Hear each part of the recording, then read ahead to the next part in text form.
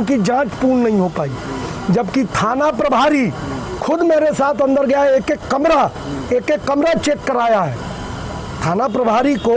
हालांकि पहले मुझे बहुत ऑड लग रहा था, अचानक बहुत स्वाभाविक है। मैंने उससे पूछा और मैंने उसको मतलब हकबका गया जब मैंने बोला कि यहीं मैं ही करगहर का विधायक हूँ, पहचान नहीं रहे हो क्या? बहुत आराम से उस समय अचानक ही मतलब मैंने बोला कि मेरा नाम संतोष मिश्रा है, करगहर का विधायक हूँ, पहचान नहीं रहे हो? रात के घटनाक्रम के कल रात में मैं प्रचार करके करीब मैं पढ़ी था और लौटे पहले माले पे खाना खा रहा था और नीचे में कुछ जो बच्चे थे, मतलब कुछ मेरे कार्यकर्ता थे, वो लोग अपना झंडा बैनर की तैयारी कर रहे थे आज के रोड शो के लिए। हम लोग को तो मैं था और मेरी पत्नी, केवल फर्स्ट फ्लोर पे हम लोग थे और नीचे के फ्लोर पे और कोई रहता नहीं है, केवल सिर्फ हमारे स्टाफ 5-6 लोग हैं, जैसे कि बॉडीगार्ड हो गए मेरे या अन्य जो स्टाफ हैं, ड्राइवर है, एक पीए है, एक उसके अलावा आप समझिए कि ये है क्या कहते हैं सोशल मीडिया वाला मेरा कैमरामैन, ये लोग थे। तो वो अपना खाना वाना खा के अपना रूम में होंगे। अचानक ही क्या होता है कि मुझे दिखाई पड़ता है कि एक महिला ऊपर आ जाती है। मैं जहाँ खाना खा रहा था, एक रूम है, एक छोटा सा कमरा है, तो वहाँ एक महिला बाहर दिखाई पड़ती है। तो मुझे लगा कि कोई गाँव की महिला होगी या कोई लड़की होगी, आई होगी कुछ मतलब अपना। तो अचानक मेरी पत्नी बाहर निकलती है, उसको भी समझ में नहीं आता है। फिर मैं बाहर निकलता हूँ, अभी तो खाना खा ही रहा था, शुरू ही किया था मैंने, तो दिखाई पड़ता है कि एक एएसआई भी उसके साथ में, और वो महिला भी एएसआई ही थी, महिला पुलिस थी। एएसआई जो पुरुष था उसका नाम अभिषेक कुमार सिंह था और जो महिला थी उसका नाम जया कुमारी था। आते ही मतलब पहले तो मुझे समझ ही नहीं आया कि क्या है, मुझे लगा कि गलती से कोई घुस गया है घर में, किसी दूसरे घर में जाना होगा या कुछ होगा।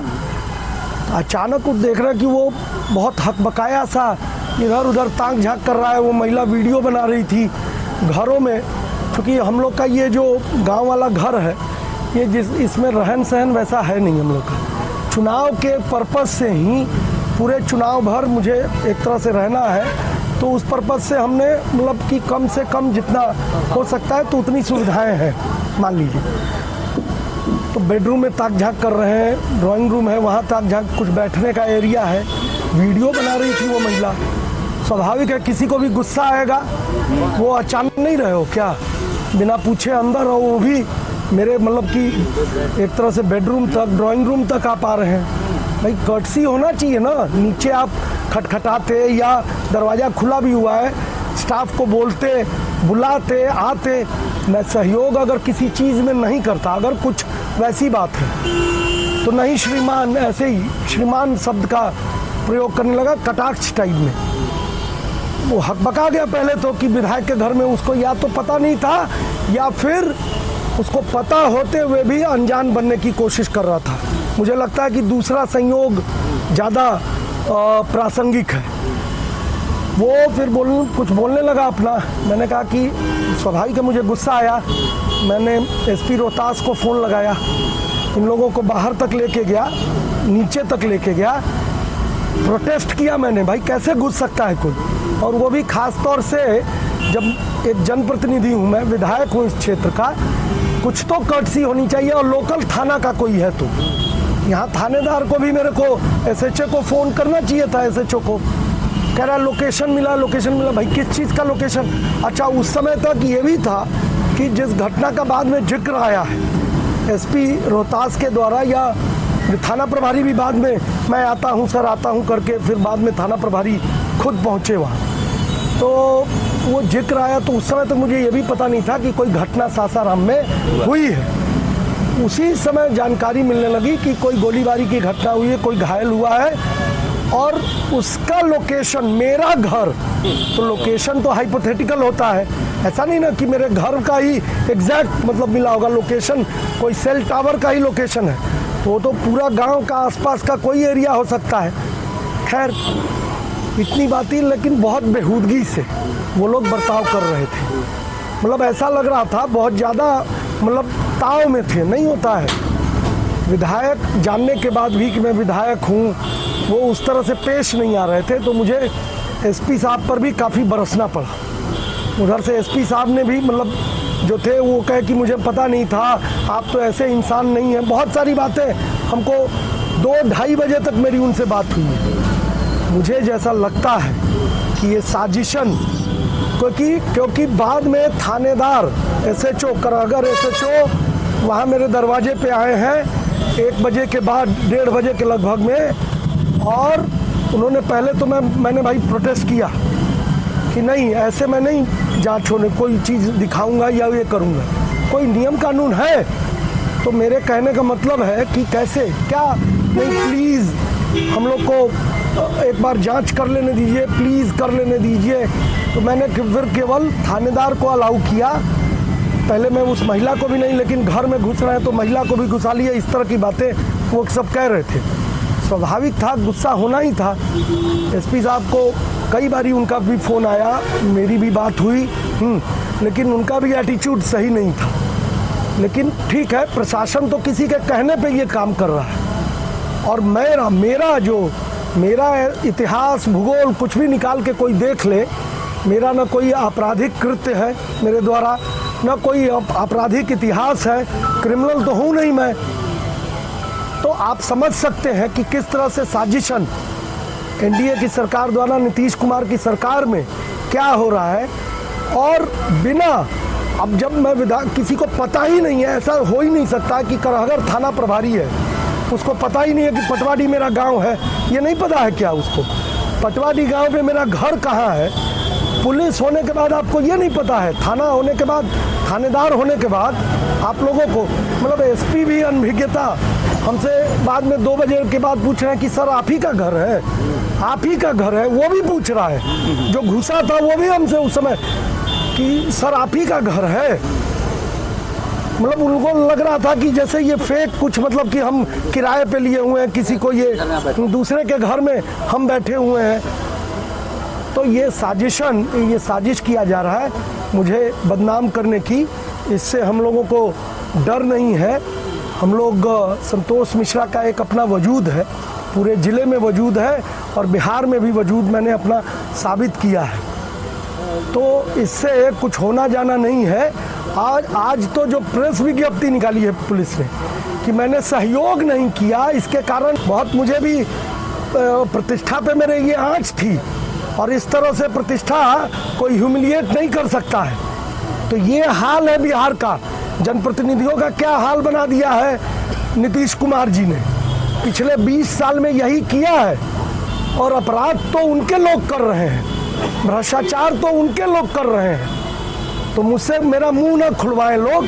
और इस तरह का सरकार अगर इस तरह का कृत्य करेगी, हम लोगों को परेशान करने की कोशिश करेगी, खासतौर से इस विधानसभा क्षेत्र में मुझे परेशान करने की कोशिश करेगी, तो उसका परिणाम उन्हें भुगतना पड़ेगा। क्या रोहतास पुलिस से आप भयभीत हैं? सवाल ही नहीं पैदा होता है। क्या कर लेंगे वो? मुझे नहीं जानते हैं, मैं तो वो निडर व्यक्ति हूँ। क्या कर लेंगे मेरा?